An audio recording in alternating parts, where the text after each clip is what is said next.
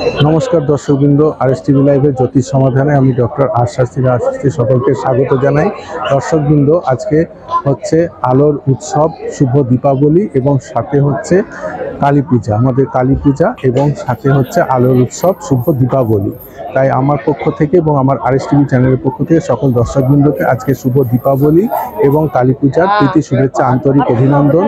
আজকে খুবই একটি শুভ দিন, শুভ তিথি, এই আলোর উৎসব, আজকে দীপাবলি, খুব আনন্দ একটা পূর্ণ দিন এবং সাথে রয়েছে অমাবস্যা, কালী পূজা। এই দিনে কামাখ্যা সহ তারাপীঠ, কালীঘাট, দক্ষিণেশ্বর বিভিন্ন জায়গায় মা কালীর পুজো খুব ধুমধাম করে হয়ে থাকে এবং সাথে আপনাদের যাতে শনি সাড়ে সাতি বা মানে কালসর্প বিভিন্ন রয়েছে, তারা কিন্তু এই দিন মা কালীর পুজো আপনারা করতে পারেন। সাথে দক্ষিণা কালী হলে আরও খুব ভালো হয়।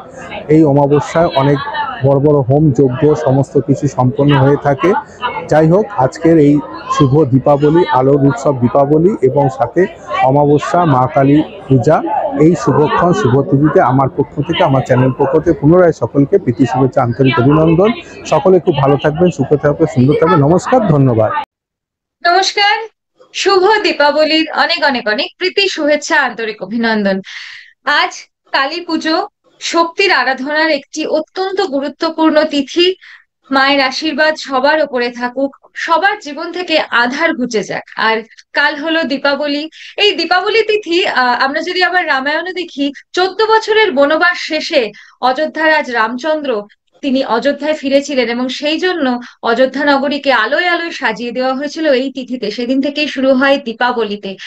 ফিরে আসুক সবার জীবনে সমস্ত হারিয়ে যাওয়া খুশি, আনন্দ। যার জীবনে যতটুকু দুঃখ আছে দূরে যাক। ভালো থাকুন সবাই। আলোতে, আনন্দে, খুশিতে, সুখে, শান্তিতে ভরে উঠুক সবার জীবন। শুভ কালী পুজো, দীপাবলির অনেক অনেক অনেক শুভেচ্ছা। আপনারা দেখছেন আরএস টিভি লাইভে জ্যোতিষ সমাধান অনুষ্ঠান।